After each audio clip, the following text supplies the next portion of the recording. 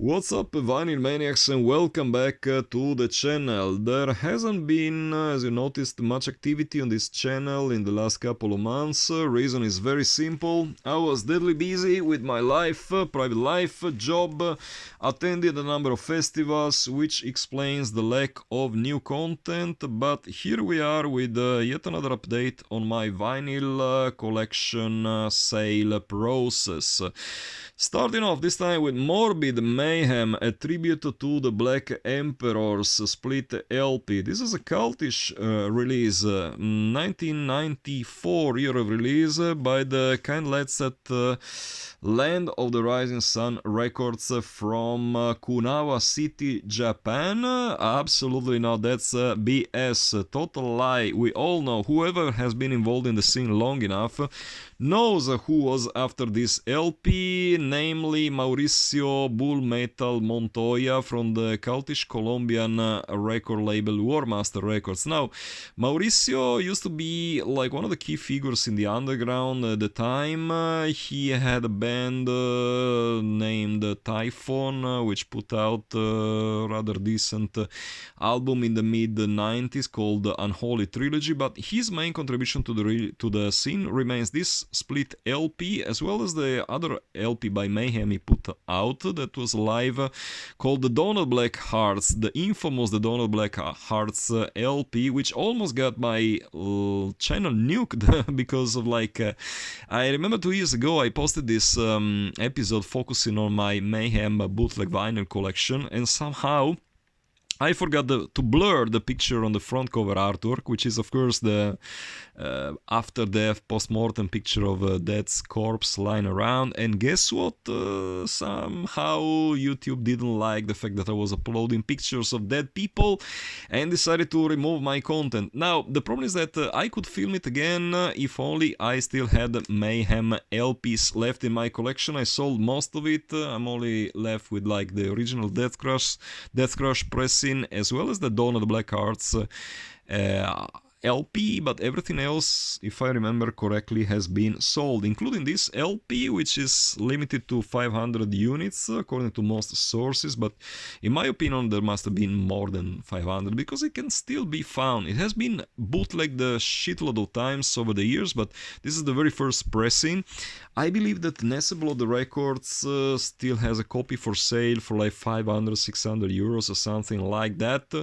It's not incredibly rare for some reason, as opposed to the Dawn of Black Hearts Records, which instead is one of the holy grails of black metal collecting. This copy, fairly good conditions, I would say. Like there's a little bit of a spine problem, like a very, very tiny seam split on the spine. Other than that, yes, perhaps some ring wear on the back. The quality of the release itself, I mean, this is a typical, it has a typical South/Central American vibe to it, and you can tell by the pressing quality. I don't know which pressing plant these labels use, but they all look the same, like very, very thin, paper thin, dare to say. Pressing quality, very frail vinyl. The jacket itself, the cover itself, very flimsy, as you can tell. This is basically a bootleg release, including the first Morbid demo tape, as well as some random Mayhem songs. Really don't understand much of the song selection here. It does sound very weird. Like you get the Freezing Moon and Carnage of the well-known Projections of a Stained Mind compilation. You get Necrolast for some reason of the Death Crush LP, and Funeral Fog of some rehearsal tape. Really doesn't make much sense, but it is what it is. It's a cultish release, so if you can find it in its original pressing, I mean, as I said before, it has been re-released tons of times. Like this must be the most bootlegged album in metal history, which is, the irony of itself is that the very first pressing was a bootleg itself. Bio notes, whatever, just a cultish release. At this point, this stuff, you'll probably know it by heart, but it's still nice to, have it on the wall, I guess. So, yep, it is what it is. Next up, Mystifier Goa. Now, this was acquired in 1993 3, it's zero release. I bought it right after it was released. It came from the same package, which also included my copy, my now sold copy of Marduk's second album, Those of the Light. It's signed by Armando from Mystifier, possibly not the not the smartest guy in the scene. Let's just leave it at that. The interesting thing about this LP is that just like all early Osmos production releases, it is plagued by all sorts of flaws. Like in this case, like all what I wanted to say is that you probably know this already, it's all news, but yeah, most early Osmos releases are, they all have all sorts of flaws, like missing tracks, typos in the song lists and whatnot. I don't know what was the deal with, what was the problem with Osmos Productions. Maybe their terrible English skills somehow played a role in that. Must have been some miscommunication between them and the pressing plant. Whatever the reason is, in this case, the problem is that on side A, which is actually called side 6, the second song, An Elizabethan Devil Worshipper's Prayer Book, is mentioned on the track list, but it's not actually, it's actually not included in the record, so you don't get the second track. The pressing quality other than that is pretty fine. I mean, nothing to complain about. They even had a dignity. Those were the days to, press it in this deluxe shiny plastified sleeve, which is, is my personal fetish. Other than that, I would say that this is a pretty flawless pressing, but yeah, the fact that you don't get one song that was actually supposed to be there, pretty bloody annoying. Next up, Treldom, Til et Annet. My Norwegian friends will probably excuse me if I just mispronounce the name of the album. I will pronounce it just the way it's written. This was bought back in 1999, a year of release, from Helion Records from Germany. Now, I had the opportunity to discuss this already in a previous video.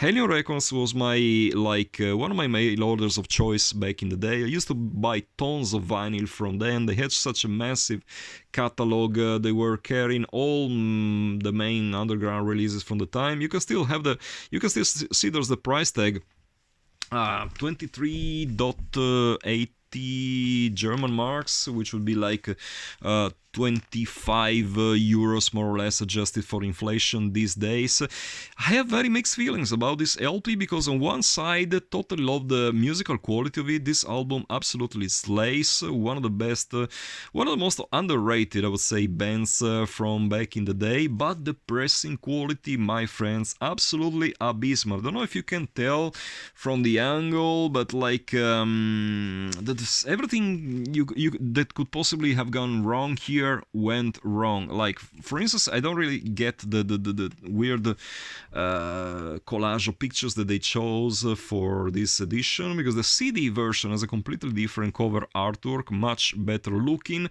Pressing quality absolutely terrible, courtesy of GZ Records. That GZ pressing plant, I stand corrected. That pressing plant really tend to dislike it. Their records sound like absolute crap. The lyrics shit is also pressed. I don't know, really. The pressing quality is really terrible. You can tell that somehow they pressed the band name in here, but it's very, very fucked up. I really don't know what went wrong here. Hammerheart Records used to be one of the, and they're still not really capable of releasing quality vinyl these days, but back in the late 90s, everything they put out was a bloody disaster. I remember speaking to the guy, Gal, you can see that this copy is actually signed by the man himself. He told me like he was not satisfied with the label. I can tell why, because the quality of this is just unacceptable. One thing that I'm pretty sad about is that the guy told me like he had plans to release 8 more Treldom records. Somehow I guess that plan didn't really work out, because as far as I know there's only like one more Treldom album released, and then the band was apparently put to silence. I don't know what happened to them, if they're still around, have no idea. But yeah, that's a misfortune, because it's absolutely underrated band. totally classic in its own way. This album absolutely slays, musically speaking, so try to get a copy of it. I hope that at some point there will be a reissue doing justice to the original cover art of this album, because like it is, it's just annoying as hell. Last one for today, Sorhin. I really have no idea how to pronounce this band's name. My Swedish follower will probably kill me for mispronouncing it. I will just stick to Sorhin. Apocalypse and Angel LP, year release 2000, Shadow Records. Shadow Records, as far as I know, is a label run... I'm not sure if he's running the label. The dude from Marduk, Funeral Mist, right, is after them. I don't know. Somehow my... If memory is not betraying me, I think that's Mortus who is involved in this label. Whatever the reason, this album is absolutely brilliant. One of the most... I'm sorry for sounding like repetitive once again, but this is another case of a band which is massively, criminally underrated. They put out some really great albums over the years. I think this is the last full length they put out. The band is currently on hold according to Discogs. 325 copies, pretty decent pricing quality, even if this was priced again at GZ, but this time they did a fairly decent job with like the glossy cover cardboard, which is, as I said before, my personal fetish. There is even some poster, I believe, included somewhere. Let me see. Yeah, there is some Nazi shit, unfortunately, so I will just leave it there. But the band itself, the music itself on this record, absolutely a masterpiece. This band is, one of those bands that just relied on killer, solid guitar riffs instead of just, droning their sound into Nordio blast beats like most black metal released at the time. Really love them for the fact that, they built their songs on really killer guitar riffing. Absolutely great album. If you don't have a copy, try to find one. Totally underrated album and LP. Speaking of Nazi shit, I forgot to mention one thing. One of you guys asked me who signed my Morbid Mayhem record. You can tell whose picture, whose signature this is, but I will try to be as polite as possible. Let's put it this way. This is the handwriting of that POS, who happens to be in the band, has been since the early days. He's a known racist. I will just leave it at that. Has been involved in he's been featured in the Lords of Chaos book with some really questionable statements, stuff like black metal for white people.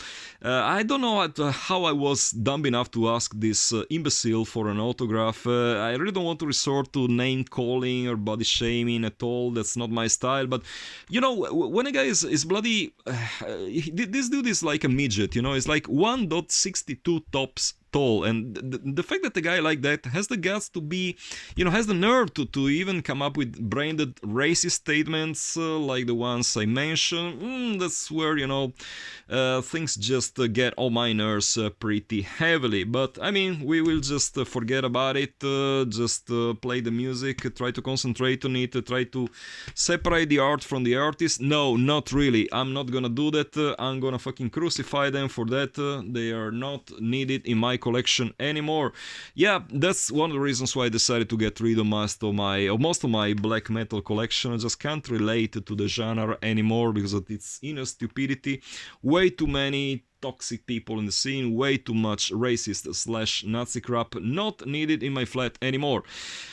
Rant is over. So as always, I close every episode of mine reminding you that if you have any holes in your collection, in your vinyl collection that you're willing to fill, just drop me a line. My email address still is the same, oldschoolmetalvinyl@yahoo.com. If I have it in my collection, if you're looking for something, just feel free to send me your want list. If I have it in my collection, it's up for grabs. Just come up with a good offer and I will consider it.